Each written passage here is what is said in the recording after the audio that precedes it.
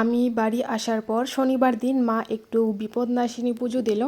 এমনিতেই মা প্রত্যেক মাসে বিপদনাশিনী পুজো দেয় ঘরে। প্রত্যেক মাসে মা যে পুজোটা দেয় বিপদনাশিনী পুজো এমনিতেই ছোট করেই দেয়। তো এমনিতেই পাড়ার কয়েকজন আশেপাশে নেমন্তন্ন করে। একবার বড় করে বিপদনাশিনী পুজো করেছিল, তোমাদেরকে তো দেখিয়েছিলাম, অনেক আগের ভিডিও আমি শেয়ার করেছিলাম।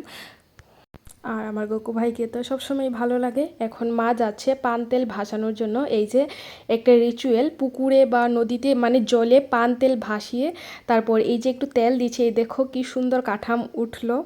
জানি না বুঝতে পারছো কিনা তোমরা, এটা অনেকের হয়তো বা নিয়ম, আমি জানি না সবার আছে কিনা, কিন্তু আমাদের মধ্যে এই নিয়মটা আছে। কাঠামটা সুন্দর করে উঠলে মানে মনে একটা আলাদাই শান্তি লাগে, পুজোটা ভালো করে হয়েছে এরকম একটা ফিল আসে আর কি।